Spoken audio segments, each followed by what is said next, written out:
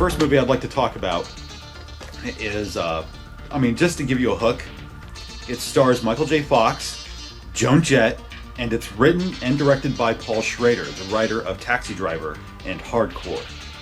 Now, if you're not excited by those three names, then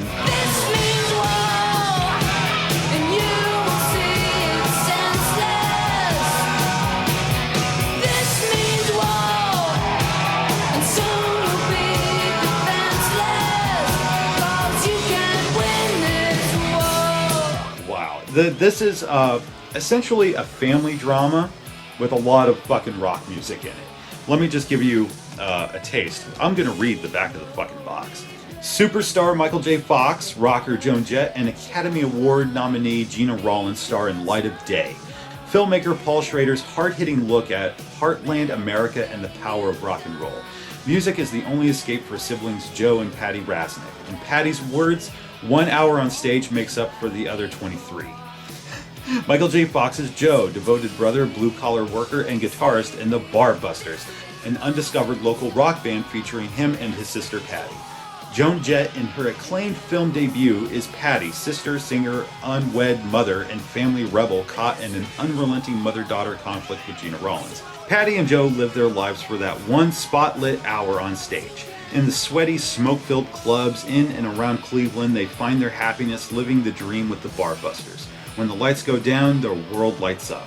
With hard times in the family and hard knocks on the job, it's the hard rock at night that keeps them alive. Obviously, the heart of the movie centers around Joe and Patty. And really, Michael J. Fox and Joan Jett, they lead the show. And you may be wondering, why haven't I heard about this movie? And a lot of that has to do with the fact that, in spite of some good critical acclaim here, like Roger Ebert gave it 3.5 stars, said Michael J. Fox and Joan Jett both shine in a powerful light. Time magazine said Joan Jett is terrific in her first movie role.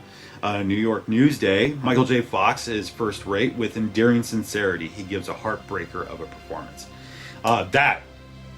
Those are good critical blurs. But the reason you haven't really heard about this movie, there's actually a lot of reasons. This is a fairly dark drama. There's not much in the way of pandering. You know, it is very much a family drama. There's this struggle between Joe and Patty, which is very unusual, I feel, in a lot of family dramas I've seen, because Joe is the younger sibling. And it's obvious, seeing how he is with Patty, that there's a lot of hero worship. You know, this kid must have been the shadow of his big sister. Like, anywhere she went, he went. And I can relate to that, because I felt the very same way with my own brother. However, there's this kind of running gag throughout the picture where Joe really can't bag a girl, you know? He can't get a girlfriend. And it comes out later, now this is a spoiler, it comes out later that the reason for this is because every woman he is with, he compares to Patty. And it sounds kind of sick, you know, like it sounds almost incestual, but I think that's how many people took it, and it kind of rubbed them the wrong way. Another problem with the movie really is Michael J. Fox, and it's not because of his performance. He does a fantastic job in the movie, as always. I mean, Michael J. Fox, he can be in a horrible fucking movie, but he will be awesome. The problem is that this movie was made in 1987, so that's only a couple years after Back to the Future. And Michael J. Fox has a darker role. I mean, this is not, you know, Joe is very much a stand-up guy. He believes in family loyalty. He's very much a peacekeeper between Patty and their mother. This character has a fucking edge. He is dark. If all you've known Michael J. Fox is for Family Ties and Back to the Future, and at that time, that's all I knew Michael J. Fox from. Seeing him curse and actually pimp slap a woman. Yeah, I don't need to, you know. Court! Leave if you want, bitch. Stay.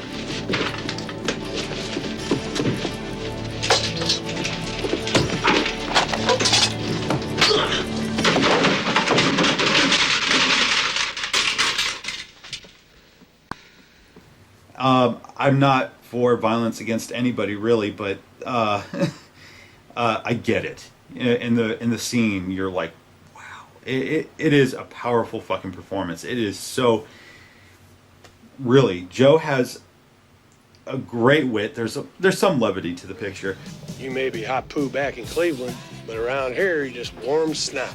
All right, let's not get nasty. I know the 60s must have been rough. 175. Chicken lady! Hey, Cindy! let me get my hands on your breasts. Whoa! But he's got an edge, the motherfucker can be a razor. And it's weird to see Michael J. Fox as an intimidating character. I mean, even for a guy like this tall, he does a fantastic job with the movie, but I feel that kind of rubbed a lot of people the wrong way. It's hard to break from that Marty McFly image. I get it. Joan Jett, she's great. Some people would say it's not a great performance now because it's like, oh, she plays a rock star.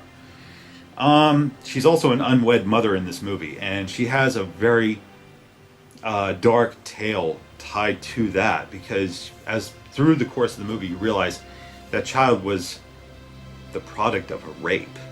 At least that is what I feel it alludes to. And so it's a little dark there, and that's where a lot of the tension comes, because Patty has refused to drop the name of the father. And I feel a lot of that comes from a lack of trust between her and the mother. And the mother, being very religious, is very judgmental and lacks understanding. You feel that her heart is in the right place, but it's for most of the movie, I hated Gena Rowlands. She did a great job. Her performance is great, but she reminds me too much of my maternal grandmother. I fucking hate that woman. But yeah, it's got some darkness to it. Another reason you haven't seen this movie is that Paul Schrader actually doesn't like it very much. He had only directed like a handful of movies before directing Light of Day, and he kind of took a step back from his visual style, and it's very, I would almost equate it to Clerks, but in color. It does feel very simplistic. While he sees that as a downside, I would disagree. Mr. Schrader, if you should ever see this, if somebody should bring this video to your attention, I think you did the movie a great service in that, because really the push of this movie is the performance. It's the story. And by not being, a flashy, dickhead in the vein of Michael Bay, or not even Michael Bay, let's go Martin Scorsese.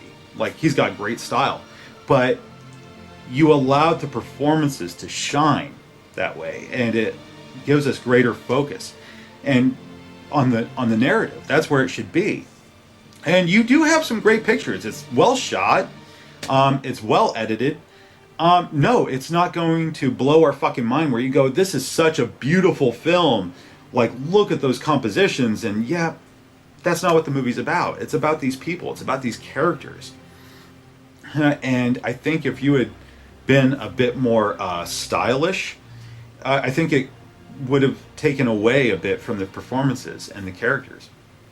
That's my opinion. I could be wrong.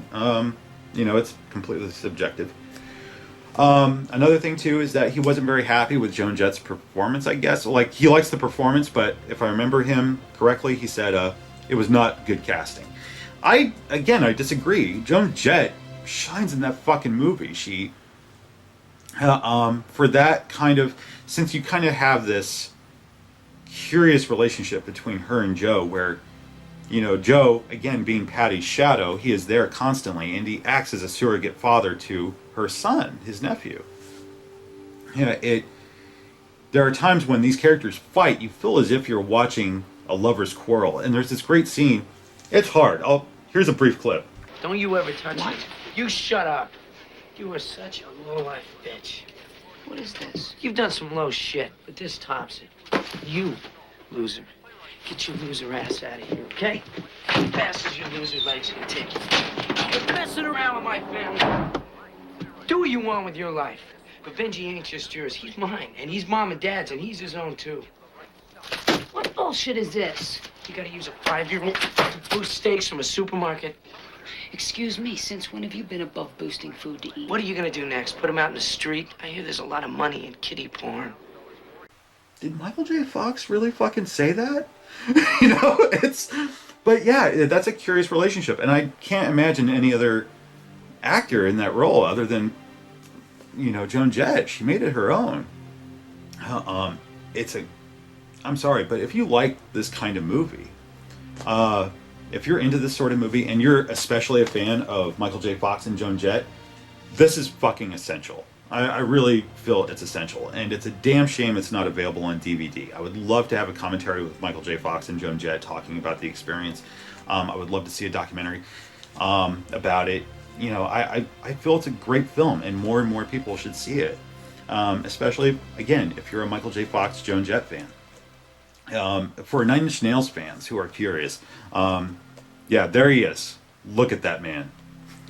This was before he got jacked. You know, this is so pre Nine Inch Nails. It's insane, but it's a damn good movie, and it's well worth hunting down. I mean, if you can't find it like on a torrent or something like that, try and hunt down a VHS copy. They're not that hard to find. And I'm sorry, Light of Day. This is highly recommended.